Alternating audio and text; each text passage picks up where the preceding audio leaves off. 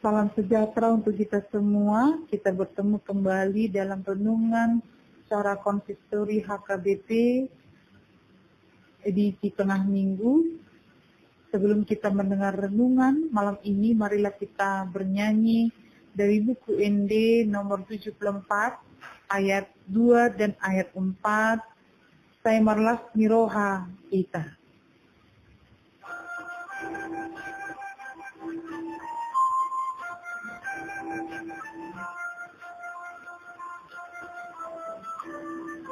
Tuhan Yesus tu Raja ta, nama gumbung sasudi, miramu tani tanganna, dulu huparmu sape, mululau hatanai, dan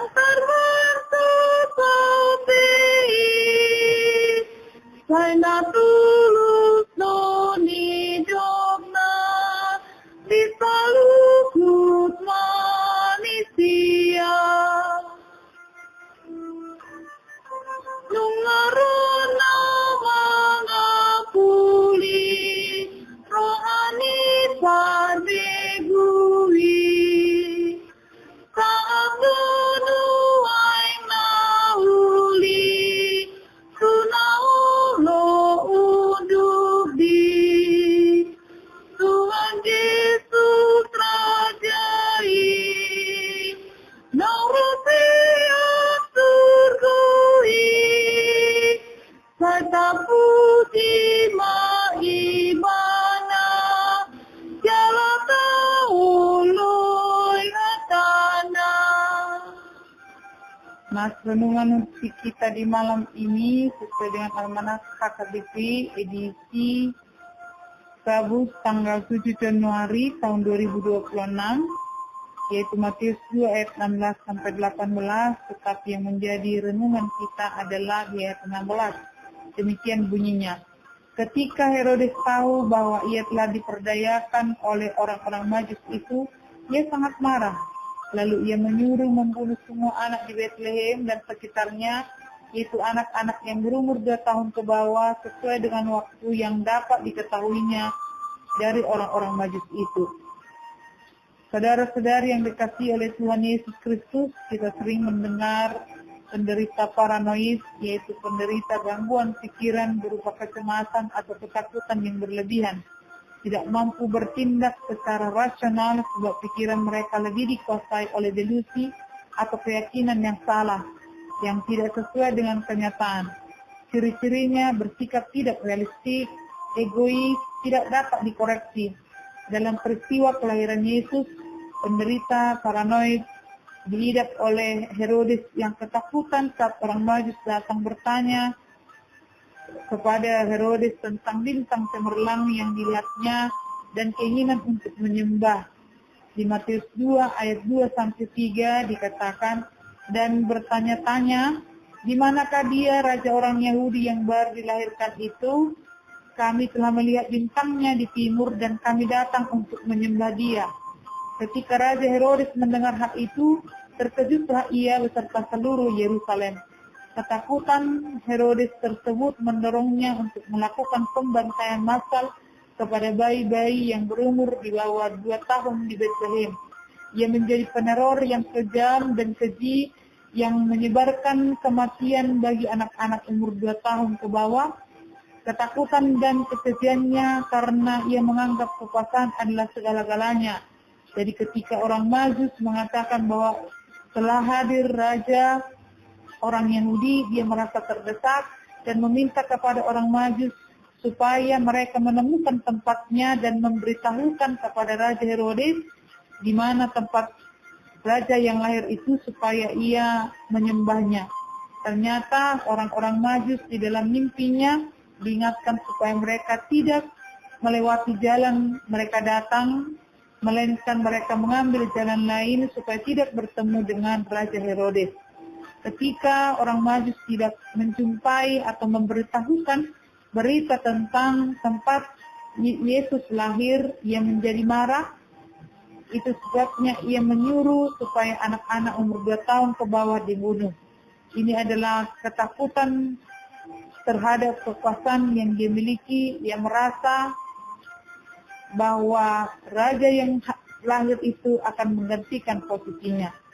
Saudara-saudari yang dikasihi oleh Tuhan Yesus Kristus, yang perlu bagi dirinya adalah kekuasaan yang mutlak dan berpusat pada dirinya sendiri. Dalam kemarahannya, yang memerintahkan pembunuhan bagi anak-anak berumur 2 tahun ke bawah. Sepertinya wewenangnya berhasil dengan ratap tangis yang terjadi sewaktu pembunuhan anak-anak. Tetapi sesungguhnya bukan kehendak dan kekuasaan Herodes yang berlaku, karena jauh sebelum Herodes sudah dinubuatkan tentang yang terjadi oleh Yeremia. Jadi bukan karena kekuasaan rencana Herodes, tetapi penggenapan firman Tuhan di perjanjian lama. Kedatangan Kristus tidak mulus dan langsung diterima oleh dunia, melainkan akan selalu ada penolakan. Tetapi penolakan tidak menghambat rencana Allah untuk menyelamatkan dunia ini. Marilah kita mengatakan tidak terhadap sifat seperti Herodes yang takut kalau orang berhasil, cemas apabila muncul orang yang menonjol atau mendapat perhatian. Bagi orang yang memiliki sifat seperti Herodes akan sulit mengasihi, memiliki teman, menjaga keutuhan keluarga, atau menjaga keutuhan persekutuan. Kiranya kita semua menanamkan di hati anak-anak untuk menghargai kemampuan orang lain dan harus suka melihat orang senang, bukan malah suka kalau teman menderita. Atau kalau saudara lebih tinggi, kiranya kita tidak cemburu, melainkan kita belajar untuk dapat unggul dalam berbagai hal dalam kehidupan kita. Yesus yang datang di tengah dunia ini sudah ditolak sejak dia lahir. Dan sampai saat ini juga kita bisa ditolak oleh lingkungan kita. Kita bisa diancam oleh lingkungan kita. Tetapi firman Tuhan hari ini mengingatkan kita, Tuhan memiliki jalan lain, Tuhan memiliki rencana lain di tengah-tengah kehidupan kita yang akan membawa kita kepada sukacita.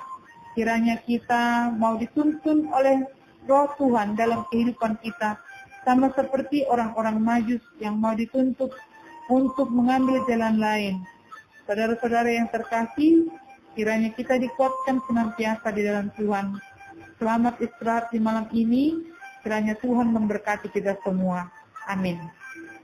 Kita bernyanyi dari buku Nyanyian HKBP nomor 71 ayat 4 dan ayat 5. Tuhanku yang mulia, abadi kuasa-Mu,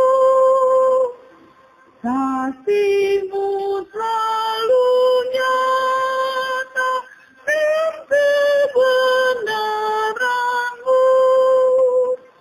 Umat-Mu yang setia dalam lindungan-Mu, tetapi yang durhaka di bawah murka-Mu. Terima aku Tuhan menjadi hamba-Mu, beroleh sukacita di kerajaan-Mu. Jauhkanlah godaan yang menyesatkanku, sampai nanti ku tiba di rumah Allahku. Kita berdoa. Ya Tuhan Yesus, kami bersyukur atas rencana-Mu yang sempurna atas penyelamatan kami. Ajarlah kami mengasihi sesama dan berbahagia atas kebahagiaan orang lain. Terima kasih Tuhan. Amin.